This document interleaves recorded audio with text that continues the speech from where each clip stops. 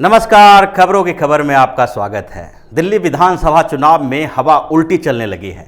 अब जो अरविंद केजरीवाल साहब जो झंडे गाड़ने की बात कर रहे थे, वो अब झंडा गाड़ने के बजाय झंडा उखाड़ने में लग गए हैं। अरविंद केजरीवाल की जो सारी नीतियां हैं अब उल्टी पड़ती जा रही है और भारतीय जनता पार्टी ने जो ब्रह्मास्त्र चलाया उससे अब अरविंद केजरीवाल पस्त होते दिखाई पड़ रहे हैं।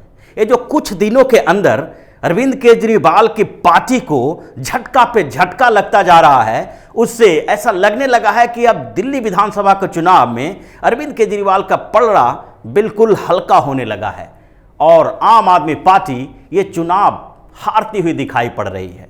ये जो अंतिम समय में चुनाव के जो एक दो दिन पहले माहौल बनता है, वो माहौल अब बन चुका है और ये माहौल बनाने में प्रधानमंत्री नरेंद्र मोदी, अमित शाह, यहाँ तक कि भाजपा के अध्यक्ष जो जेपी नड्डा हैं, अभी अभी जिन्होंने भाजपा की कमान संभाली है, उनकी भी बड़ी भूमिका है। इन लोगों ने जिस तरह से अभी 2-3 दिनों के अंदर पूरे चुनाव को मैनेज किया, मुद्दों में तब्दीली लाई और ऐसे आक्रामकता दिखाई कि भारतीय जनता पार्टी के पक्ष में जो चुनाव डगमग स्थिति में थी, अब उसके तरफ दिखाई पड़ने लगी है।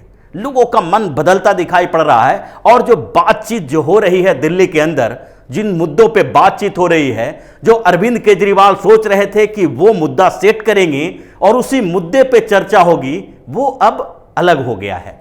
अब स्थितियां बदल गई है पूरी तरह से।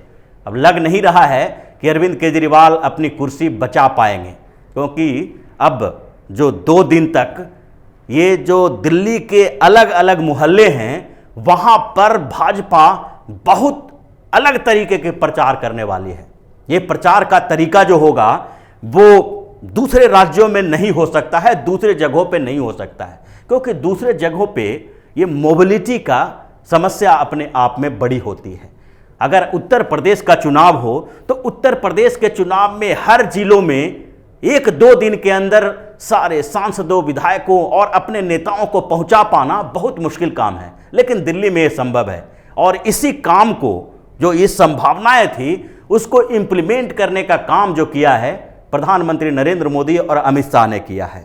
अब दिल्ली में भारतीय जनता पार्टी के करीब 400 सांसद उतरेंगे और उतर चुके हैं। उन लोगों के साथ बैठक हो चुकी है और ये जो लोकसभा और राज्यसभा के सांसद हैं भारतीय जनता पार्टी के, वो इस तैयारी में जुटे हुए हैं कि वो हर मोहल्ले में, एक मोहल्ले में एक सांसदों को मौका दिया जाएगा और वो भाजपा की नीतियों और केजरीवाल की नीतियों के बीच तुलना करेंगे। और जिस तरह से अरविंद केजरीवाल पिछले कुछ दिनों से एक ही मुद्दा अलाप रहे थे कि भारतीय जनता पार्टी ने यहाँ कोई काम नहीं किया और दिल्ली को आगे नहीं बढ़ाया है, उस मुद्दे पर चर्चा होगी।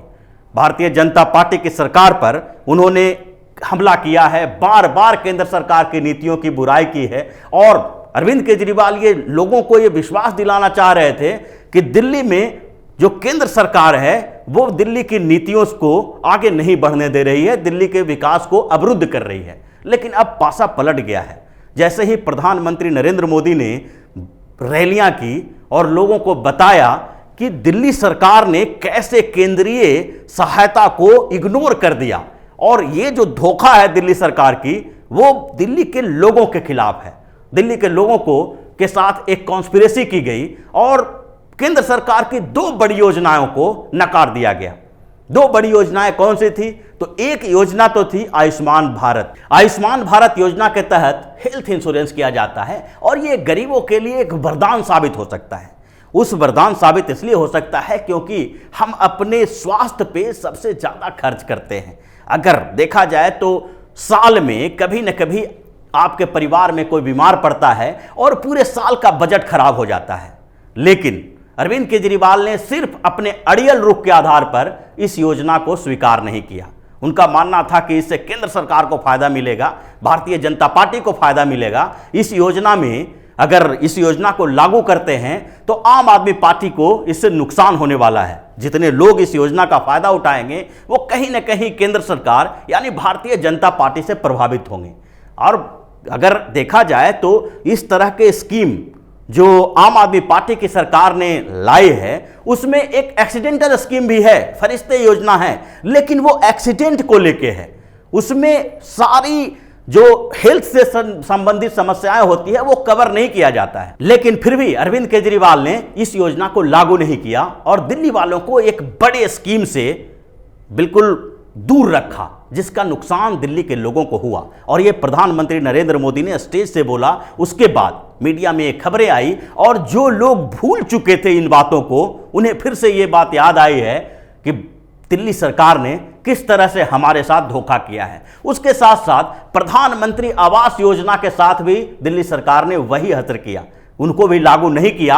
और जिससे जो बड़े बड़े वादे अरविंद केजरीवाल करते हैं, झुग्गियों में जाके वहां पर बताते हैं कि हम हर झुग्गी को फ्लैट में तब्दील कर देंगे, पक्का मकान देंगे, वो वादे भी ये इसी आधार पर करते थे। लेकिन जब ये सच्चाई सामने आई कि आपने प्रधानमंत्री आवास योजना को यहां पर मतलब दिल्ली में लागू नहीं होने दिया, अगर प्रधानमंत्री आवास योजना के तहत करीब 20,000, 25,000, 50,000 या 1 लाख लोगों को फायदा मिलता तो उससे दिल्ली सरकार को क्या नुकसान होने वाला था? उससे नुकसान सिर्फ इतना होता कि अरविंद केजरीवाल का वोट बैंक बिगड़ जाता। लेकिन अब सच्चाई जब सामने आ गई है तो वही लोग अरविंद केजरीवाल की सच्चाई से वाकिफ हो गए और उन्हें लगने लगा है कि हमारे साथ जिन गरीबों को, जिन झुग्गी वालों को प्रधानमंत्री आवास योजना के तहत मकान मिलते, पक्के मकान मिलते, वो अब अरविंद केजरीवाल के खिलाफ हो गए हैं। तो इसके अलावा जो कच्ची कॉलोनियों का पक्का करने का जो केंद्र सरकार ने फैसला लिया, उसको भी बताने में सरकार नाकामयाब रही थी। उस स्तर तक केंद्र सरकार इसके लिए ज्यादा प्रचार नहीं कर सकती थी। 1-2 बार इस बात को उठाया गया था। राज्य सरकार जो आम आदमी पार्टी की सरकार है दिल्ली की, वो इसको लेकर भी कंफ्यूज किए हुए थी। वो बार बार केंद्र सरकार को कह रही थी कि अगर ये योजना जो आई है, इस स्कीम के तहत कच्चे कॉलोनियों को पक्का तो कर दिया जाएगा, लेकिन इसका रजिस्ट्रेशन करने का तरीका जो है वो दिल्ली सरकार करेगी, और इसके लिए वो उसका फायदा उठाने के चक्कर में लगे हुए थे।